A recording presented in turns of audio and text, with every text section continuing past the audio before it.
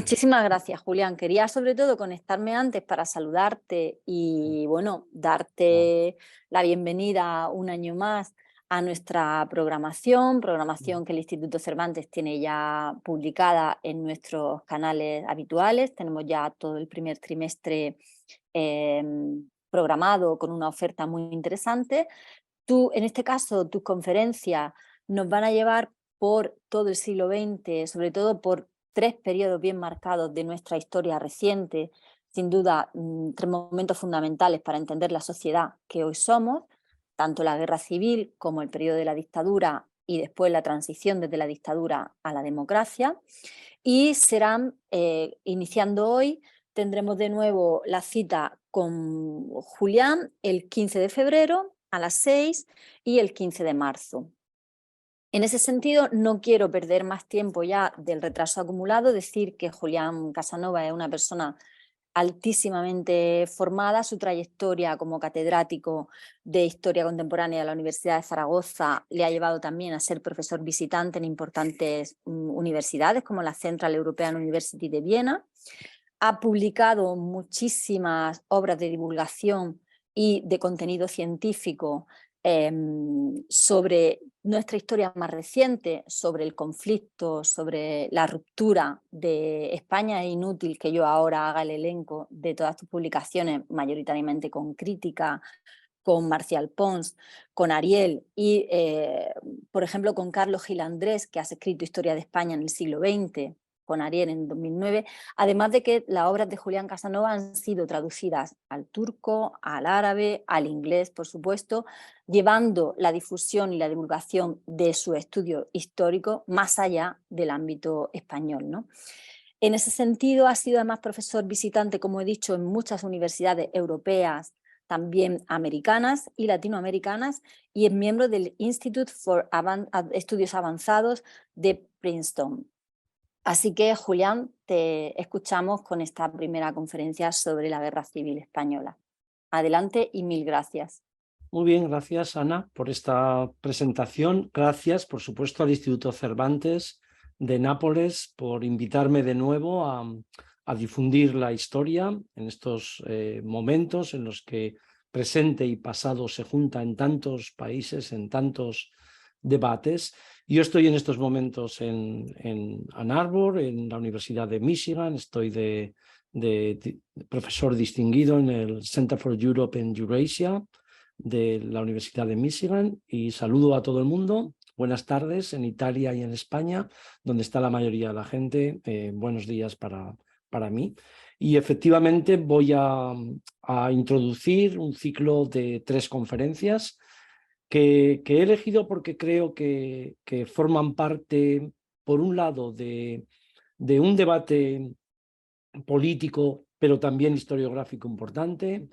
Forman parte del programa de centros de secundaria y a veces se discute muchísimo sobre ellos.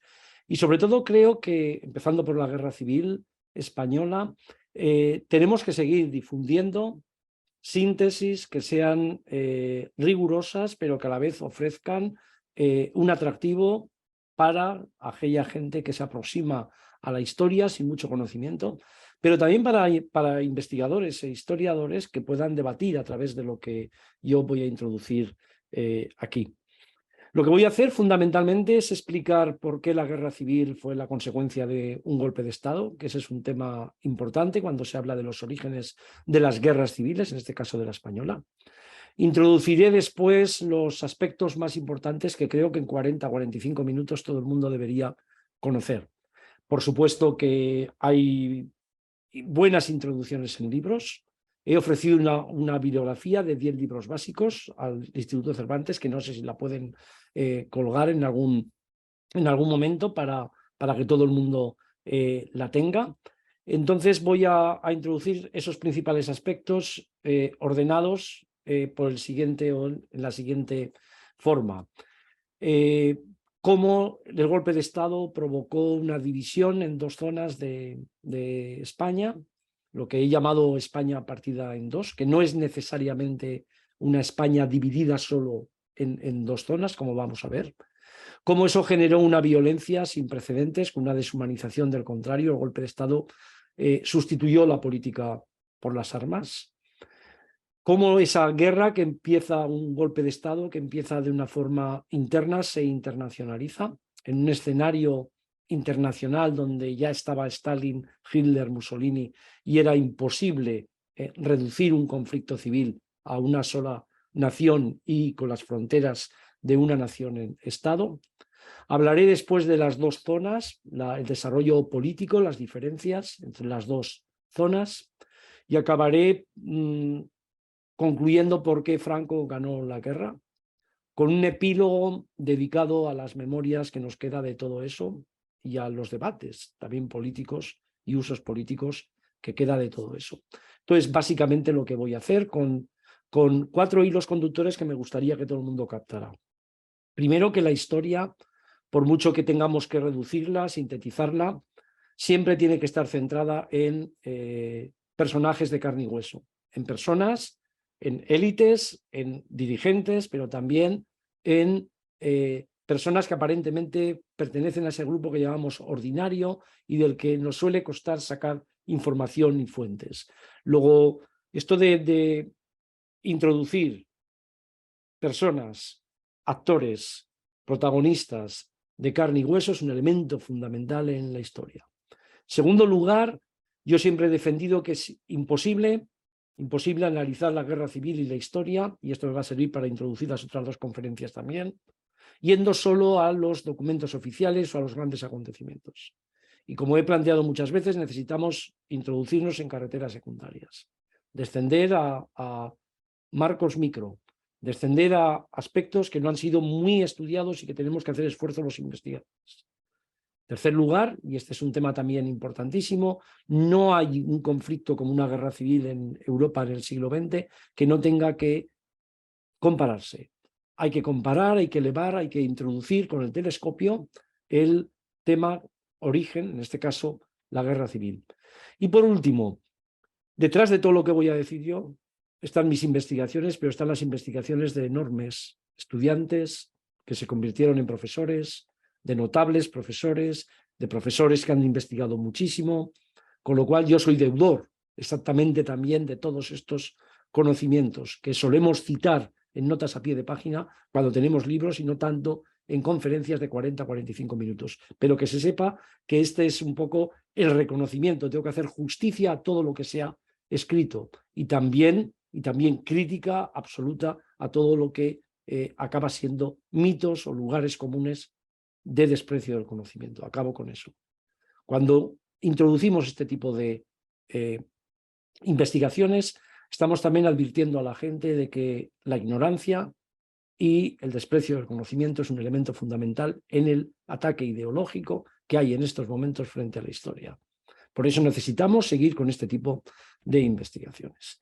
Y empiezo propiamente lo que es la conferencia de hoy. Julio de 1936, un golpe de Estado, una sublevación militar contra la Segunda República, constituida en abril de 1931, inicia un proceso de conquista del poder a través del uso de las armas y de la violencia.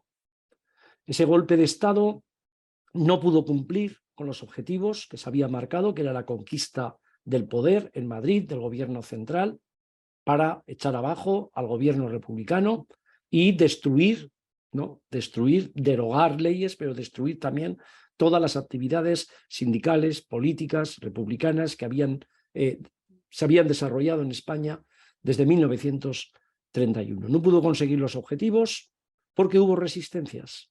Hubo resistencias importantes por parte del ejército, de las Fuerzas Armadas, de la Guardia Civil, de las guardias de asalto, y no solo, evidentemente, de la gente que se pudo oponer con armas, y como ni se pudo conquistar el poder, ni la República pudo derrotar a los golpistas desde el principio, se abrió un proceso de golpe de Estado que todavía no se puede decir que es una guerra y que va a desembocar a lo largo del verano del 36 claramente en una guerra civil, tanto por la acción internacional como por las posiciones que van tomando los grupos armados en lucha.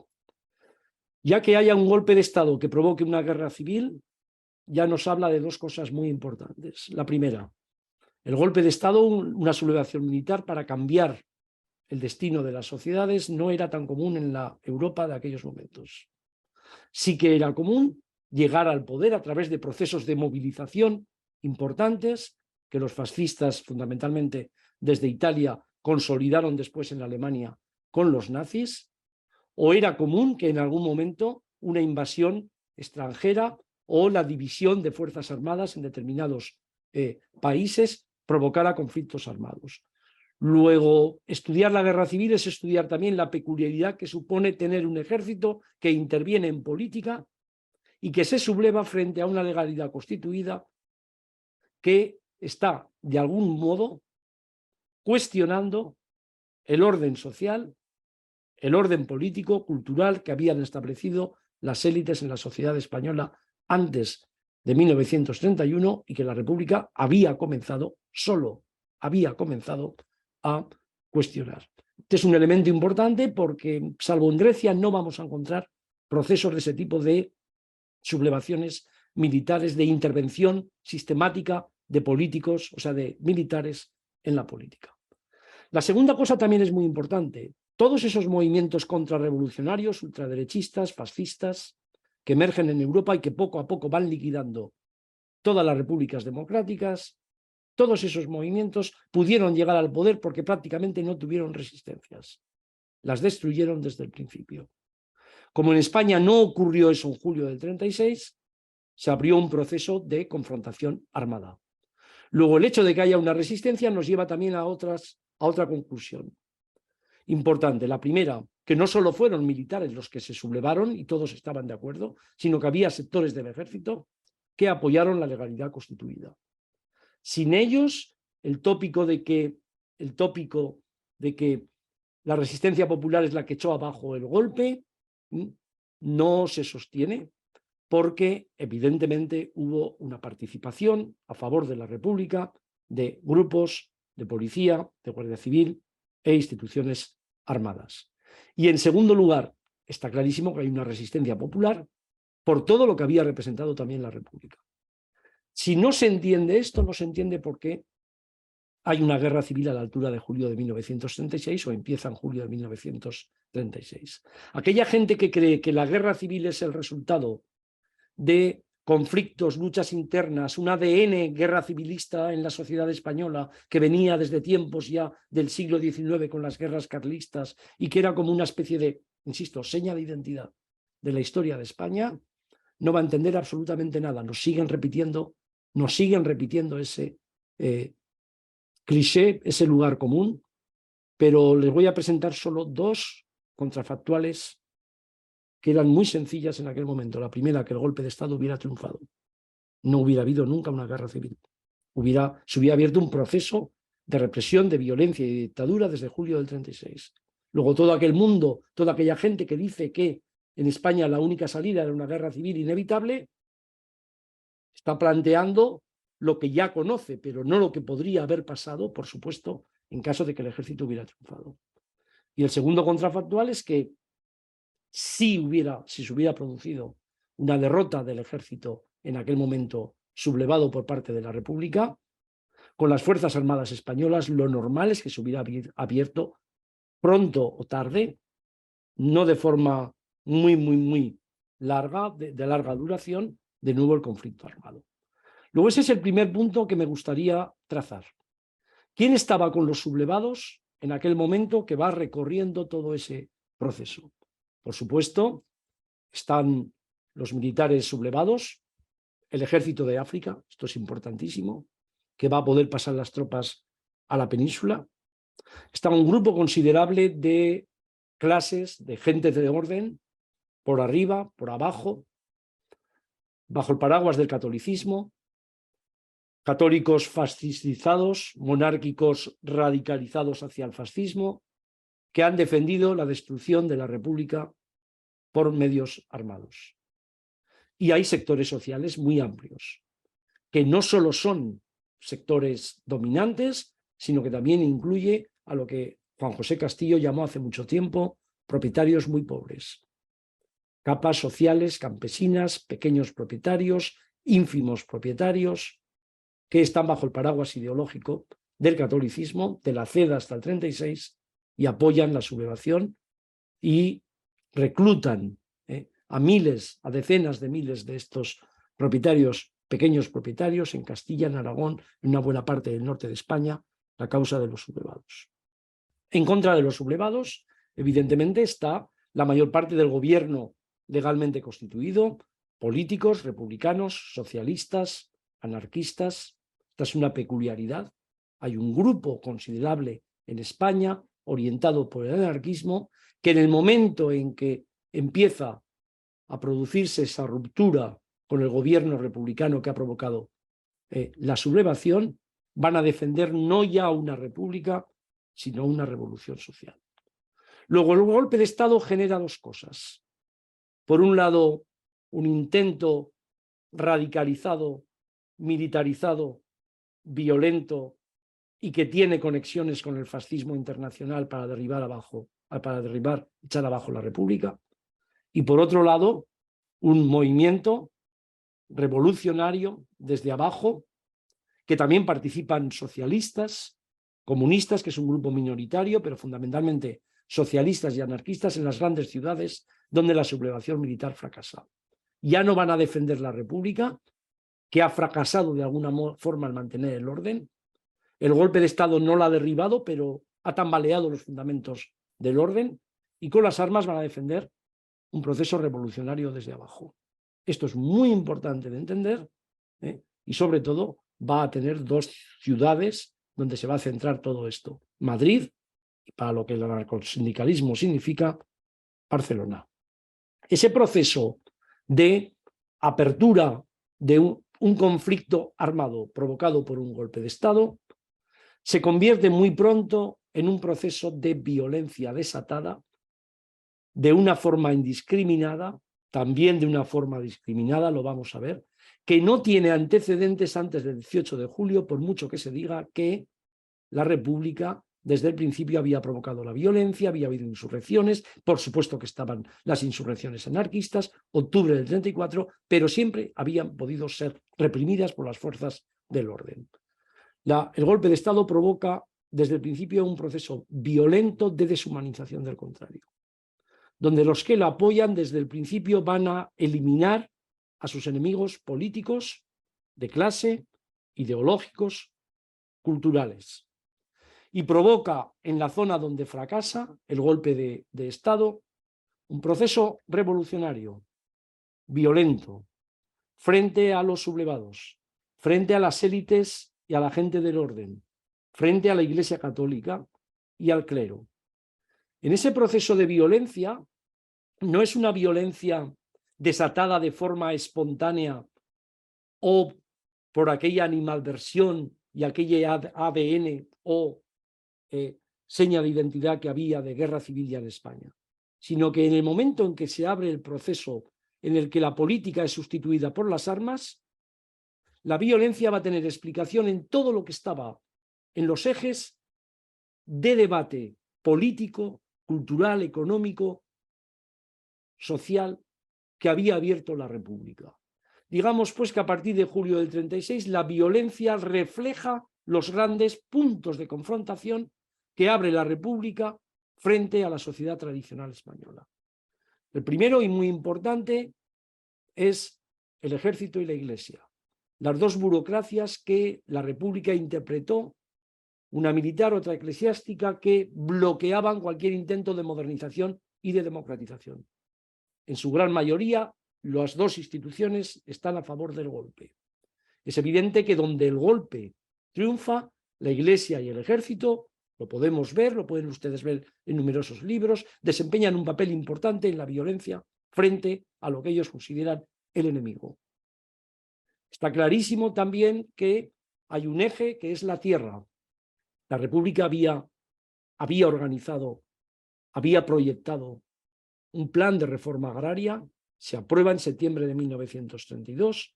La reforma agraria fue muy radical en teoría, bastante más suave, menos radical en la práctica, no se había podido desarrollar muchísimos planes consecuencia de esa reforma agraria hasta 1936, pero la tierra era un objeto de debate profundo en la sociedad española, fundamentalmente en Castilla-La Mancha, Extremadura y Andalucía, pero también en el norte de España, donde decenas de pequeños propietarios sentían un agravio considerable por los intentos revolucionarios y de distribución de la tierra que la reforma agraria también había abierto desde abajo en esas sociedades latifundistas.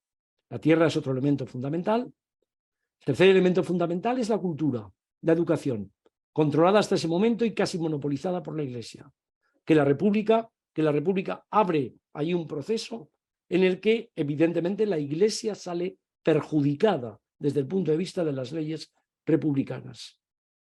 Hay también un cuarto eje, que son todas las reformas sociales profundas, que sobre todo empiezan desde el Ministerio de Trabajo con Largo Caballero, que afectan fundamentalmente a las clases trabajadoras, a las condiciones de las clases trabajadoras. Si juntamos esos cuatro ejes, vemos cómo la violencia prácticamente está orientada por esos ejes, tanto en donde se desarrolla desde el punto de vista de los golpistas, como desde el punto de vista desde los que combaten el proceso de golpe, de sublevación militar, e inician también una revolución desde abajo. Está clarísimo que esa violencia se desarrolló a lo largo de la guerra, pero tuvo una intensidad fundamental en el verano y otoño de 1936. Y en esa violencia es lo que hemos trabajado muchísimo en los últimos años y hemos logrado de alguna forma desenterrar, todavía no a todos los muertos, pero desenterrar una buena parte del pasado que estaba oculto no hace mucho. Y ahí hemos descubierto represión de género, hemos descubierto violencia anticlerical, violencia amparada por la Iglesia, violencia militar, antimilitar, violencia nacionalista, violencia frente a los nacionalismos periféricos. Hemos descubierto todos esos ejes de violencia. Todo ese proceso de violencia que se organizó desde el principio fue acompañado de una internacionalización de la guerra civil también desde el primer momento. En el momento en que se desarrolló el golpe de Estado, en España había un gobierno republicano. Quiero aclarar esto, un gobierno republicano significa un gobierno solo de republicanos, no había socialista, no es un gobierno de Frente Popular. Frente Popular, la coalición del Frente Popular, donde participaban republicanos, socialistas, comunistas e incluso grupos que habían estado en el anarquismo y estaban entonces con un partido, el Partido Sindicalista de Pestaña, habían ganado las elecciones, pero solo se había constituido un gobierno republicano. El gobierno republicano es dirigido, está presidido en aquel momento por... Me he quedado... Quiroga me sale, espere un momento, Casares, y es sustituido por Giral, el gobierno republicano. Desde el punto de vista del gobierno republicano, desde el principio, Giral dirige una carta a Blum, presidente en aquel momento de la República de Francia, y le dice: hemos sido sorprendidos por un golpe de Estado, necesitamos su ayuda. Al principio Francia acepta ayudar al gobierno de España, pero a través de Inglaterra le dicen muy pronto que no se tiene que inmiscuir en un conflicto interno. Aparte que el sector del Partido Radical que está en el gobierno con Blum le dice también desde el principio que no apoyarán que Francia soporte la causa republicana. A la vez, Franco, que ha podido pasar desde Canarias al norte de África, a través de personas relacionadas con alemanes relacionados con el nazismo, pide ayuda a Hitler y a Mussolini.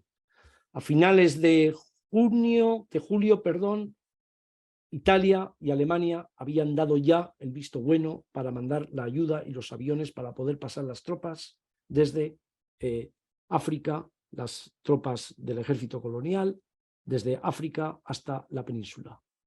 A la vez se había producido un proceso por el cual Francia, como vio que ellos no podían intervenir, para que no intervinieran los demás países, abrió un proceso de no intervención que a finales de agosto habían firmado los 28 países europeos, salvo Suiza, que por mandato constitucional no podía participar en conflictos internacionales. Desde el primer momento se vio claramente que las potencias fascistas estaban ayudando a la causa de los sublevados, y se vio también desde el primer momento que las potencias democráticas iban a obstruir la ayuda a la República. La excepción fue la Unión Soviética, que estaba en otro mundo, había hecho una revolución en 1917, primero echando abajo la dinastía de los Romanov, de los zares, después con los bolcheviques conquistando el poder, y en ese proceso de consolidación de la revolución había aparecido Stalin, estaba en el poder en los años 30, Stalin, y la Unión Soviética, que al principio no participa, firma el Tratado de No Intervención, igual que las potencias fascistas. Cuando se da cuenta que las potencias fascistas están interviniendo, empieza un proceso de intervención en la Guerra Civil Española.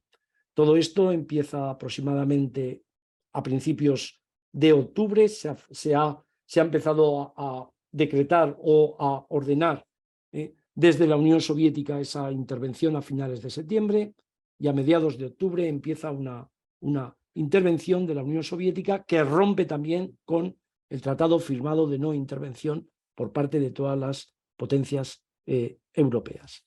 Luego tenemos un panorama en el que se ha creado un conflicto de una España dividida a través de un golpe de Estado, internacionalizado muy pronto, en un escenario en el que el fascismo se estaba apoderando de Europa y la Unión Soviética era el único poder que había consolidado una revolución en toda Europa.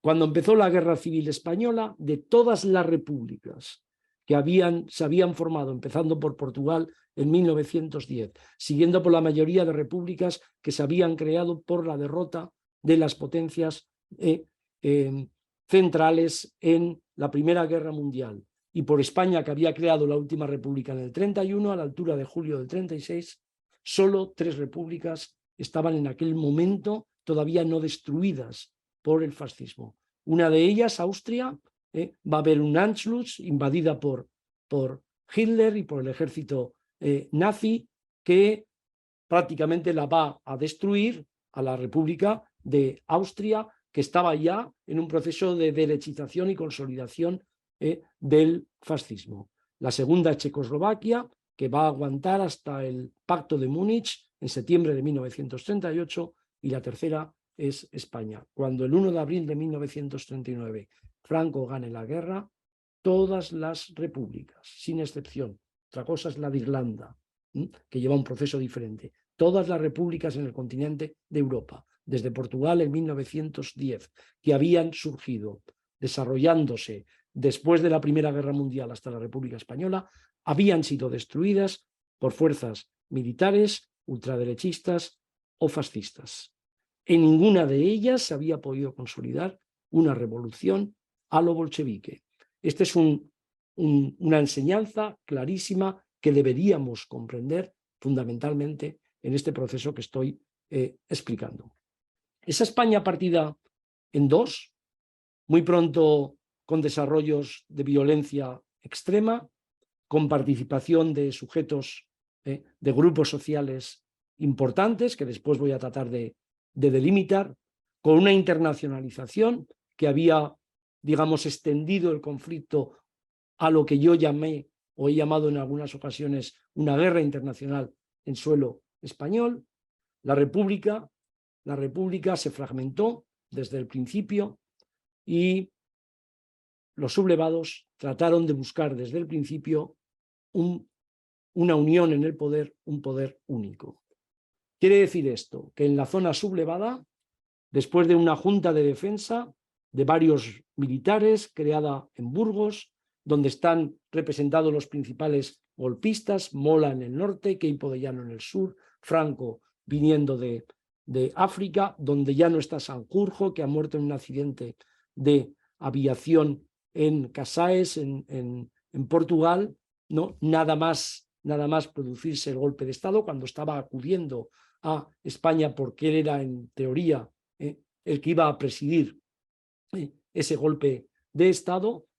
Toda esa Junta de Defensa se produce en septiembre de 1936, una lucha por el poder para crear solo un mando único, del que sale victorioso. Tenemos muchísimas muestras, tanto cinematográficas, historiográficas. La última, Mientras dure la guerra, de Amenábar, centra esa ambición del poder y cómo Franco llegó a conquistar el poder. Y Franco es proclamado generalísimo de los ejércitos, jefe del gobierno y del Estado de España, mientras dure la guerra. Es lo que habían pactado todos los demás, pero se unifica el mando en torno a Franco. Esa unificación del mando en torno a Franco se va a ir consolidando durante toda la guerra, de tal forma que cuando acabe el 1 de abril de 1939 se puede decir que las tropas franquistas son las que conquistan el poder. Hasta que Franco se constituye como único jefe, creo que lo más riguroso es hablar de la España controlada por los militares sublevados.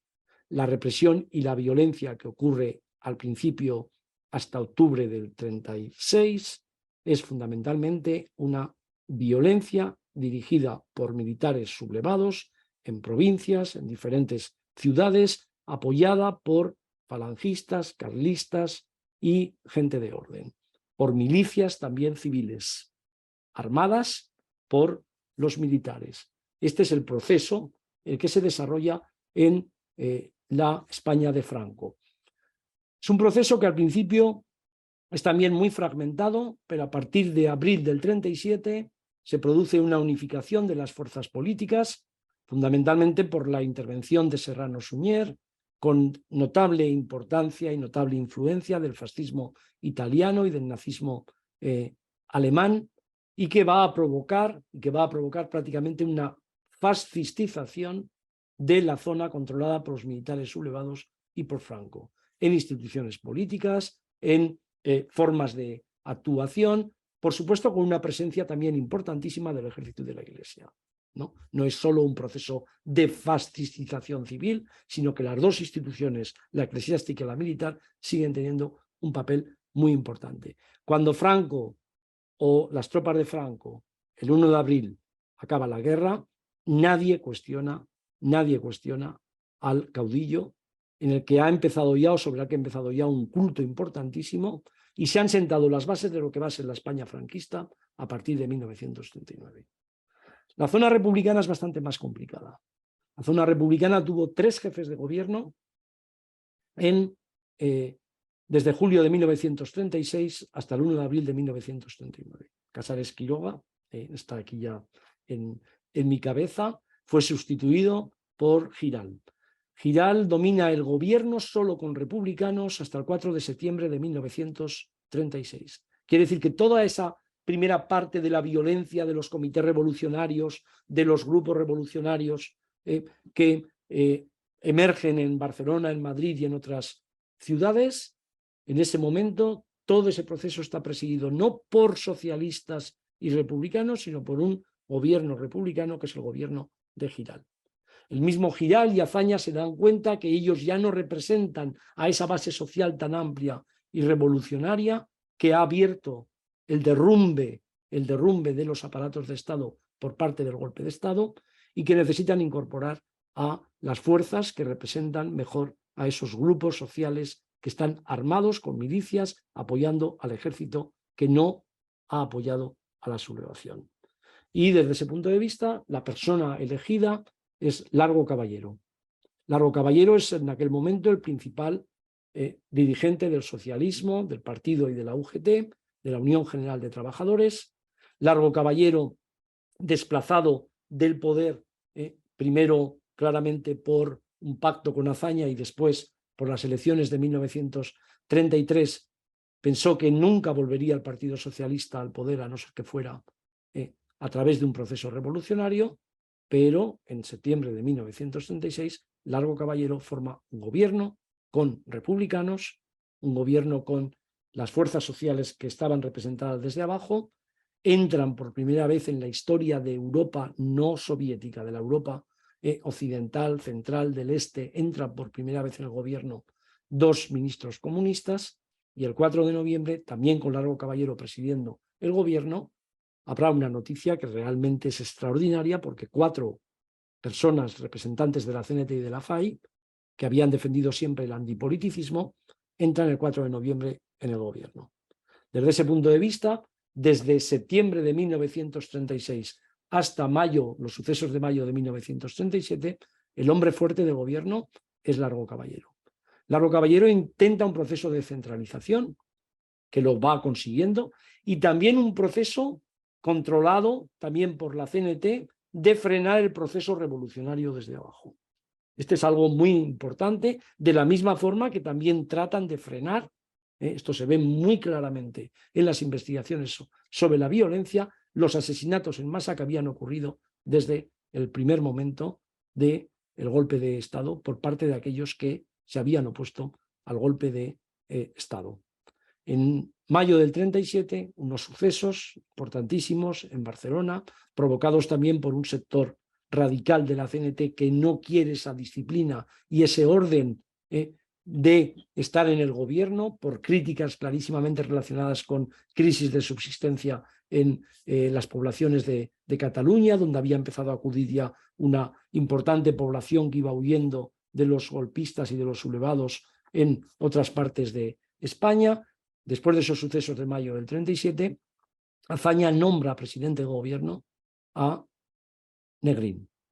Azaña, que ya ha empezado a dudar de que la guerra civil se pueda ganar, dada la retracción y el no apoyo de las potencias democráticas y el apoyo descarado de las potencias fascistas, nombra a Negrín, un personaje importante, científico, que tiene apoyos importantes también en el mundo internacional, porque considera que es el único que puede pactar con las democracias un cambio de política orientada a la intervención a favor de la República en ese conflicto armado que tienen ya desde julio del 36 con los militares sublevados y con el franquismo.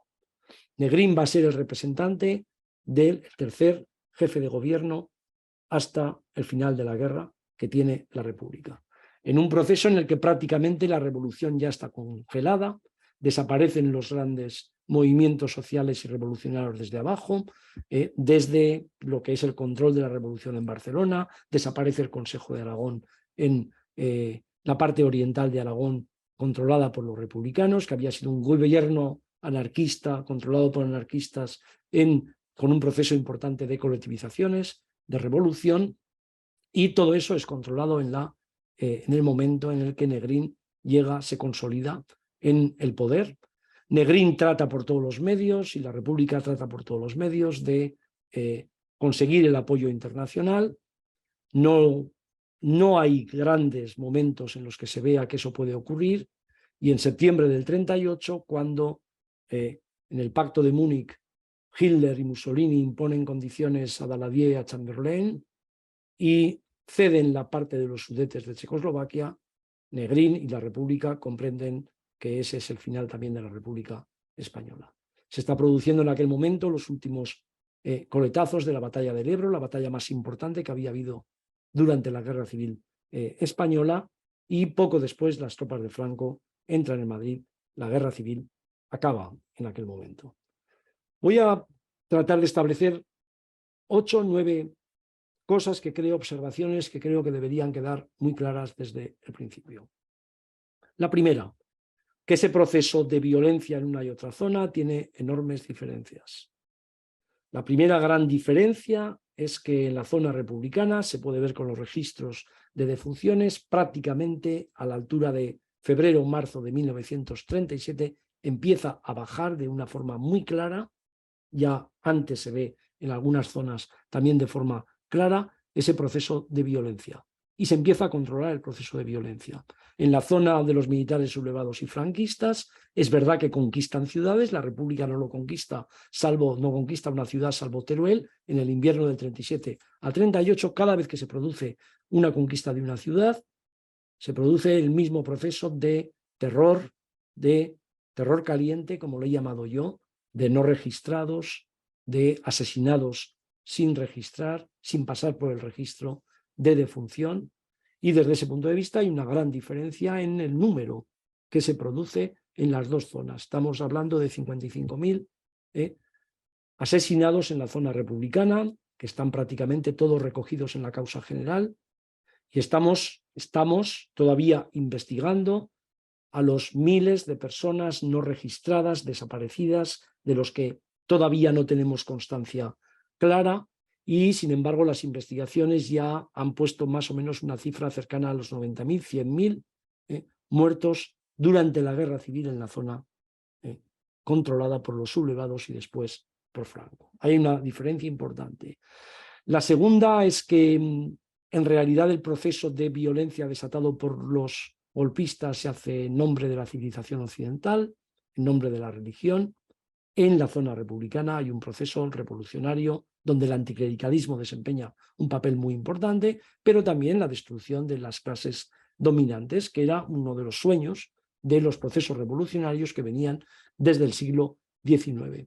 Creo que esto hay que dejarlo claro porque hay esta tendencia de que todos mataron, la guerra civil fue una locura colectiva, donde todos fueron culpables, ninguna guerra civil ocurre esto.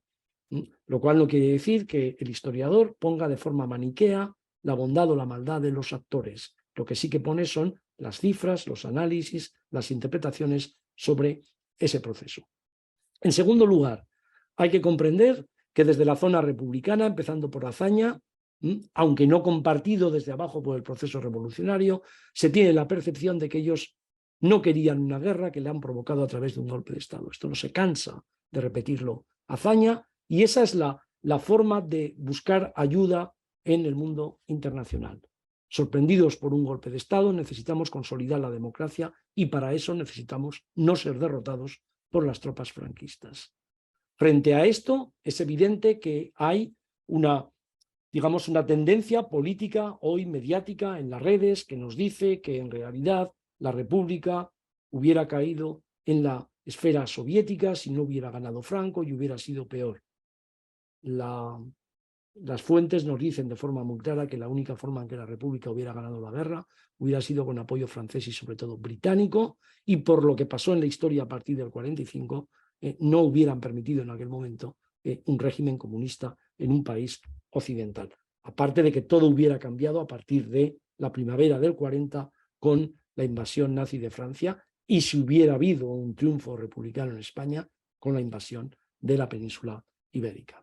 Un tercer punto importante que me gustaría destacar es que Franco ganó la guerra porque tenía el ejército mejor preparado, tenía una unidad mayor que en la zona republicana, iba ganando, con lo cual siempre a través del apoyo armado nazi y fascista fue capaz siempre de poder ir ganando la guerra, pero que las fuentes de todo tipo muestran de forma muy clara que sin el apoyo nazi y fascista, la causa de Franco no hubiera llegado al puerto que llegó a la altura de abril de 1939. Por supuesto que hay todo tipo de dudas sobre la incapacidad del ejército republicano, sobre todo de la desunión, sobre todo del proceso de violencia desatado desde abajo frente a la Iglesia y al clero. Pero está clarísimo que en aquella Europa de 1936 a 1939, lo realmente extraordinario es que la República hubiera ganado la guerra. Eso es lo realmente extraordinario, que la República hubiera ganado la guerra en aquel contexto. Otro campo que abro aquí es que todo esto que estoy planteando tiene una interiorización por parte de las memorias, de las familias en la sociedad española, que hemos cuestionado los historiadores en los últimos años a través de investigaciones. Es decir, que aquí hay un campo en el que los historiadores introducimos investigaciones, pero desde muchos puntos de vista, otro campo en el que las memorias han actuado de una forma muy reprimida para las memorias republicanas hasta hace muy poco, y otro campo en el que los usos políticos, mediáticos, de las redes sociales, de la historia, están haciendo estragos en el conocimiento de este mundo. Lo que yo realmente ofrezco siempre a la gente es: ustedes tienen muchos libros, tienen muchas formas de acceso, algunas de ellas muy sencillas, algunas de ellas de acceso y de lectura. El conocimiento por encima de las memorias, sin dejar de respetar las memorias, que pueden ser familiares, que pueden ser de grupo, colectivas, como ustedes quieran denominarlas, las esferas de influencia de todo el legado que nos ha venido y, por supuesto, tratando de cuestionar el comportamiento político, el uso político que está en estos momentos muy claramente en los medios de comunicación y en las redes sociales. Y abro un último punto muy importante que me parece muy claro, y con esto cierro. Hemos empezado un poquito más tarde, pero respeto el tiempo que me había marcado y que me parece muy claro. Yo he defendido siempre que sin la enseñanza no hay historia. Es decir, que la historia no es algo que construimos los historiadores divulgado solo en libros, sino que tiene un impacto fundamental en la enseñanza. Yo sé que hay muchísimos profesores de centros de secundaria, lo he dicho muchísimas veces, aquí sé que hay también hoy, que han defendido durante muchísimo tiempo el conocimiento riguroso del siglo XX español, que lo han tratado de llevar a las aulas.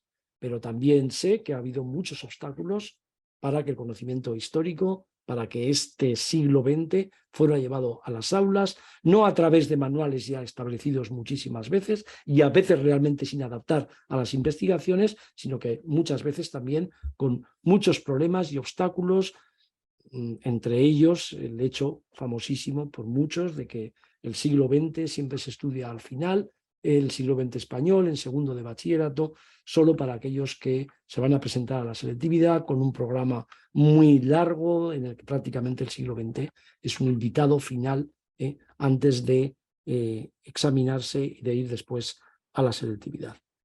Y una advertencia final que me gustaría hacer.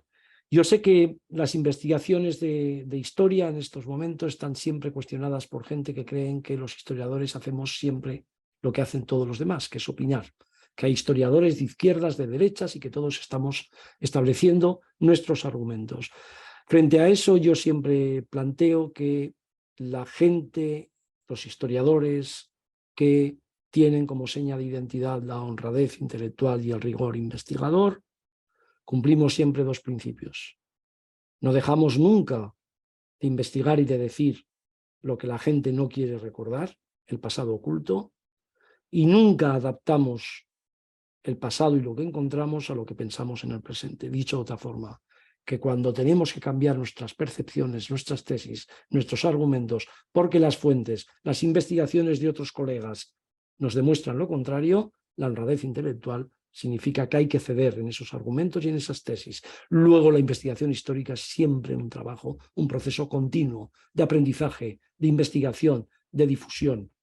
Pero eso sí, además de la enseñanza, ahora sí que acabo, además de escribir libros, necesitamos comunicar en medios de comunicación, en televisiones, en radios, no entrar en la batalla, no entrar en el barro, pero sí aparecer comunicando ante públicos más amplios lo que nosotros investigamos, muchas veces en la soledad, o damos clases muchas veces en universidades que solo llegan a estudiantes que pueden hacer la licenciatura o el grado de historia. Muchísimas gracias por su atención. Ana, me imagino que la gente podría tener la bibliografía Sí, yo creo ahora nos puede disponible contestar en el chat Julia. y que lo buscaran, ¿no? Sí, Y sí, doy por sí. concluida la conferencia. Muchas gracias. Muchas Y la gracias, bibliografía Julia. creo que ya ha sido enviada por Giovanna, por mail a lo que se han inscrito a la conferencia. Ah, qué bien. Muchas Creo gracias. que sí, si no, las enviamos luego. Muy bien. Muchísimas ¿Vale? gracias. Muchas gracias. Vale, incluso yo no sé, Julia, si tú puedes, ahora mismo si tienes la bibliografía a mano y la puedes cargar en el chat y así las personas interesadas directamente Sí. se la pueden descargar. Sí, voy. Sería mucho más práctico porque Bien. así es algo como más inmediato. Ahora lo hago. Perfecto, muchas gracias, Julia. Bueno, a mí me gustaría que si alguien tiene alguna pregunta la hiciera a través del chat, pero no quiero sobre todo agradecer a Julián este recorrido tan ilustrado sobre el proceso de cómo llegamos en España a este conflicto armado, a esta guerra civil, pero sobre todo quiero aplaudir su introducción metodológica de la ciencia histórica, del rigor con el que trabaja, porque evidentemente lo ha dicho al inicio de la conferencia y lo ha apuntalado al final, ¿no? Ciertamente todo el trabajo de Julián y su forma de contar y entender y darnos a conocer el conflicto, la historia, nuestra historia más reciente, pues evidentemente denotan que hay detrás un gran trabajo, un rigor histórico y científico, y efectivamente yo aplaudo a esta manera de hacer historia, porque se hace historia con mayúsculas, entendiendo de verdad que la historia es un conocimiento científico y todo el proceso para llegar a ofrecer todas estas interpretaciones y sobre todo esa perspectiva, ¿no?, que nos ofrece Julián, donde el conflicto en España no es solo en España, es decir, esa internacionalización del conflicto y esa cantidad de perspectivas y de puntos de vista que conforman toda la aproximación a un conocimiento de unos hechos históricos que no solamente se nutren de interpretaciones de otros que ya han estudiado, sino que van confluyendo en nuevas interpretaciones que se van asentando sobre ese rigor y esa metodología tan rigurosa para llegar a este conocimiento, ¿no? Entonces, me parece fundamental lo que has dicho, una lección metodológica no solo para la historia contemporánea, para la historia de la antigüedad, la historia medieval, es decir, para ese rigor histórico en el que nos movemos a la hora de conocer el pasado. Y bueno, veo en el chat, si puedo abrirlo, muchísimos mensajes de agradecimientos. Veo también que Julia ha conseguido subir la bibliografía. Y También hay una pregunta, no sé si la has visto, de Héctor. sí. Pregunta: ¿en la Constitución de la República el Estado prohibía el ejercicio de la enseñanza a las órdenes religiosas? ¿A qué cree que es debido que en la actualidad, además de dejarle ejercer la enseñanza al clero, el Estado financia, supongo, a los colegios religiosos mediante la educación concertada? Gracias. Sí, este es un tema fundamental para entender la enseñanza, las leyes de la República en torno a la enseñanza, el papel de la Iglesia Católica, la movilización católica a través de la CEDA, la guerra civil, la violencia y después el apoyo de la Iglesia al franquismo, aunque a partir de los finales de los años 60, evidentemente la Iglesia empezó a sufrir también disidencias clarísimas de curas obreros por primera vez en la historia, cristianos por el socialismo, pero este es un tema capital.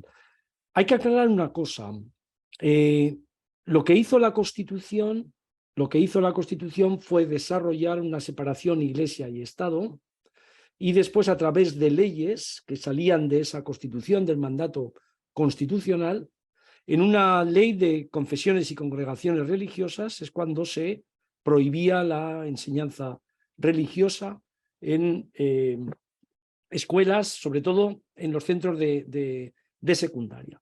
Este es un debate profundo porque, de nuevo, esa ley de confesiones y congregaciones religiosas no se pudo desarrollar. Fue una ley del verano del 33, en noviembre del 33 ganó el Partido Radical y la CEDA, constituyó primero un gobierno del Partido Radical, después un gobierno con la CEDA, bloquearon esa ley de confesiones y congregaciones religiosas.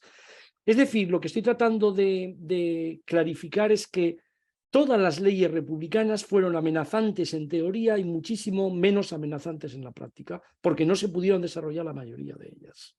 Fueron bloqueadas y tenían instrumentos para bloquearse la mayoría de ellas. ¿De acuerdo? Pero siempre quedó en la memoria el ataque fundamental que la República había ocasionado a la Iglesia, a las congregaciones religiosas, donde se trazaba como un hilo conductor en el que prácticamente la guerra era una culminación de un anticlericalismo violento que había venido desde el siglo XIX, cuando en realidad lo que abrió el anticlericalismo violento de destrucción de la religión y de religiosos fue el golpe de Estado de julio de 1936, y como he dicho muchas veces, un golpe de Estado que abre procedimientos armados y entrega armas a gente que no las debería haber tenido nunca, en un proceso de orden constitucional. Está clarísimo que el peso del franquismo cuando la muerte de Franco da fin a la dictadura, el peso en el franquismo de la Iglesia Católica ya no era el peso de la Cruzada en 1939, pero la Iglesia Católica había tenido los privilegios y había obtenido los privilegios más importantes de la historia de España contemporánea a través de la dictadura de Franco. Entre ellos, prácticamente el monopolio de la enseñanza religiosa, sobre todo no en la enseñanza primaria, sino en los centros de secundaria. Yo siempre se lo explico a los extranjeros, a la gente, para que vea un poco el contexto. Yo digo, yo vengo de una ciudad que tiene ahora 700.000 habitantes, Zaragoza tenía 500.000 de habitantes en los años 70. Llega a 500.000 de habitantes. Cuando yo estudié COU, que es el segundo o el tercer año que se establece el COU como un curso de orientación universitaria después del sexto de bachillerato, antes de entrar en la universidad, en una ciudad como Zaragoza, por supuesto, yo que acabé el bachillerato y el COU en el año 74, ¿no? Yo nunca pude estudiar en colegios donde hubiera una coeducación, porque el franquismo suprimió la coeducación prácticamente en todos los sitios. Es verdad que en algunos institutos de pequeñas ciudades y rurales pudo haber coeducación ya desde los años 60. Y en una ciudad como Zaragoza había un instituto para varones o chicos, un instituto para chicas y un instituto mixto. Es todo lo que había en una ciudad. El resto era enseñanza de pago, privada, de la Iglesia, y también alguna enseñanza de colegios británicos, alemanes o franceses. Está claro que la Constitución española del 78 de alguna forma no quiere repetir ese proceso de que sacar una ley de limitar la enseñanza religiosa de forma brusca desde el primer momento en un país en el que no se podía sustituir la enseñanza religiosa de una forma tan clara. Porque todo esto para la República entraba en un proyecto largo de construcción de escuelas y de énfasis en la importancia que tenía la educación para construir una sociedad democrática y una sociedad más igualitaria. Esa Constitución española del 78, evidentemente, no puede actuar igual que la del 31, aparte que se quiere borrar todo aquello. Y otro tema es el de las escuelas concertadas, que posiblemente es una necesidad en los primeros momentos, pero después se podría haber corregido. Ni los gobiernos de Felipe González lo llevan a cabo, ni los gobiernos posteriores. Está clarísimo que en el momento en que hay una enseñanza concertada gratuita, exactamente igual que la pública, pero que empieza a tener privilegios que no tiene la pública, mejores financiaciones que no tiene muchas veces la pública, y cuando viene inmigración no respetan las normas de integración, y muchos colegios públicos acaban siendo, evidentemente, colegios de integración de los inmigrantes, y los colegios privados no tienen ese proceso. Todo eso podría haberse cambiado, pero creo que hay una reacción de todo lo que había pasado en el año 31. Yo, dejando aparte lo del 78, que lo trataré, sí que quiero, en la tercera conferencia, sí que quiero incidir en que la ley de confesiones y congregaciones religiosas no destruyó nada, porque prácticamente no se llevó a cabo. Y sí que quiero insistir en que era la consecuencia de un monopolio exclusivo que tenía la Iglesia en la enseñanza, sobre todo en la enseñanza de las élites, desde la enseñanza secundaria, y que la República, muchos de ellos inquebrantables, creyentes en que la educación liberaría de alguna forma a esas clases desposeídas, les daría cultura, educación a esas clases desposeídas, creían que la única forma de llevar a cabo eso era construyendo escuelas públicas y limitando el poder de la enseñanza religiosa. A partir del 39, aparte de la destrucción del contrario, aparte de la represión, una de las cosas que hace la dictadura de Franco es conceder revertir todo eso y conceder a la Iglesia el privilegio casi con monopolio exclusivo de la educación, en medios de comunicación, de la cultura, en radios, ¿no? Y en todo tipo de difusión, aparte del púlpito y aparte de la propaganda del régimen. Creo que este es un poco el proceso, el punto de comprensión del gran debate que hay en los años 30 en torno a la educación. Por supuesto, lo hemos hablado muchas veces, ni qué decir, tiene en la zona republicana el anticlericalismo es un elemento fundamental, pero en la zona controlada por Franco y primero por los militares rebeldes, la destrucción de todas aquellas personas implicadas en la educación y en la difusión de la educación, empezando por los maestros, profesores de instituto y profesores de universidad, maestros más, menos profesores de instituto porque había menos y menos de universidad, la destrucción de esa gente, el asesinato de ellos, la depuración, la exclusión a través de la depuración fue un elemento fundamental en la guerra y en la posguerra. Más o menos 50.000 expedientes de depuración después de abril de 1939 se abren frente a maestros. Maestros que han sido en muchas ocasiones asesinados, encarcelados y casi todos desplazados de sus puestos de trabajo. Sí, Julián, te voy a resumir brevemente las preguntas que hay y estamos muy fuera de tiempo. Ya No hago con sé brevedad algo. si Vale, te va a dar tiempo. Sí. Bueno, hay una pregunta sobre la represión a la mujer en la guerra civil, que fue solamente, o sea, sería para hacer otro ciclo de conferencias respecto a este tema. Una pregunta sobre una comparativa entre los golpes de Estado en España y en Latinoamérica, que efectivamente creo que esta pregunta la tratamos en el ciclo anterior, que se hizo relación a esta comparación entre el escenario europeo y latinoamericano. Y luego hay otra pregunta sobre un libro concreto de Stanley Payne sobre Franco, en el que Stefania Porcari, no sé exactamente la pronunciación del apellido, le da la sensación de que la gente en general, el pueblo, ese descontento que tenía estaba un poco contenido porque parece que había cierto conformismo con Franco y pregunta si es solo una lectura del autor o hubo una actitud pasiva en el pueblo español. Y la última pregunta hacía referencia también a cómo se puede realmente atacar tantísimo y manipular a la historia, ¿no? Cómo los poderes consiguen de alguna forma lo difícil que es, Conchi se pregunta lo difícil que es entender por qué en los tiempos que vivimos los poderes pueden manipular la historia y cómo se hace. Muy bien, lo resumo en 2 minutos. La pregunta sobre Payne y Franco voy a contestarla el próximo día porque voy a hablar de la dictadura de Franco. Entonces, no la evito ahora por el tiempo, pero es que la voy a contestar. Uno de los grandes ejes de la explicación de la dictadura de Franco son los apoyos sociales, ¿no? Y entonces es un reduccionismo pensar que solo los oligarcas y las élites, los militares y los poderosos están apoyando a Franco. Pero eso lo delimitaré. En segundo lugar, la violencia sexual creo que es un tema que lo he trabajado a fondo en mi libro Una violencia indómita y que en los últimos años hemos sabido muchísimo sobre ella.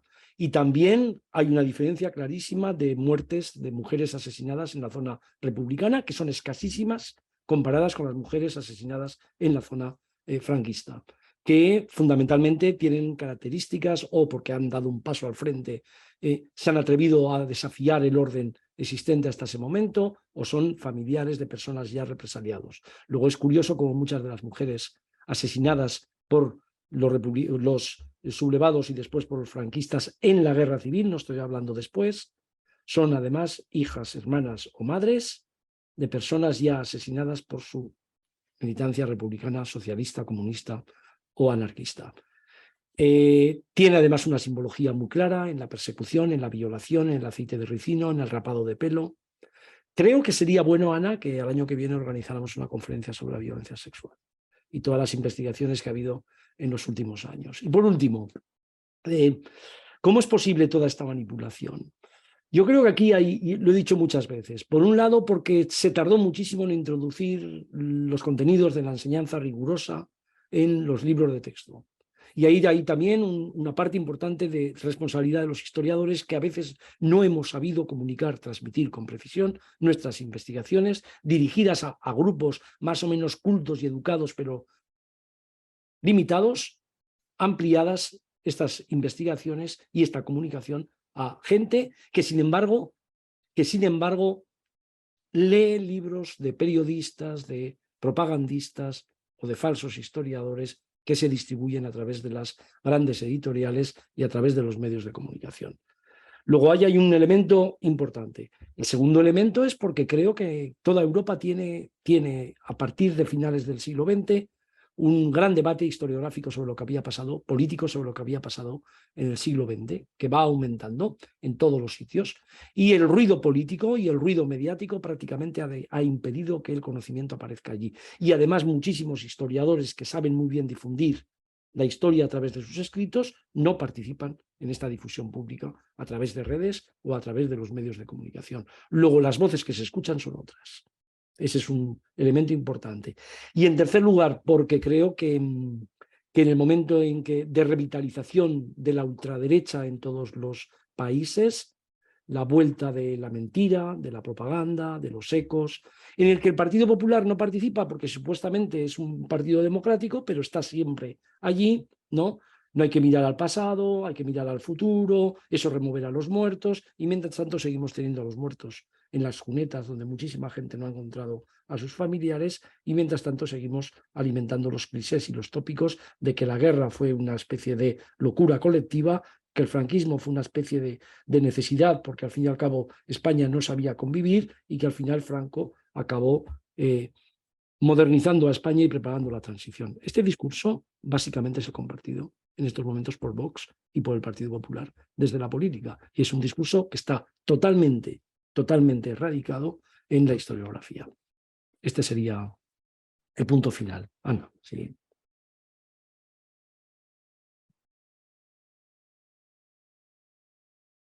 Ana, están preguntando si vais a colgar la conferencia. Yo Sí. confirmo que sí, que me la pasaréis también y que yo la subiré en mi YouTube y en mis redes, ¿no? También. Sí, nosotros la colgamos en esos días y te pasaremos también el file.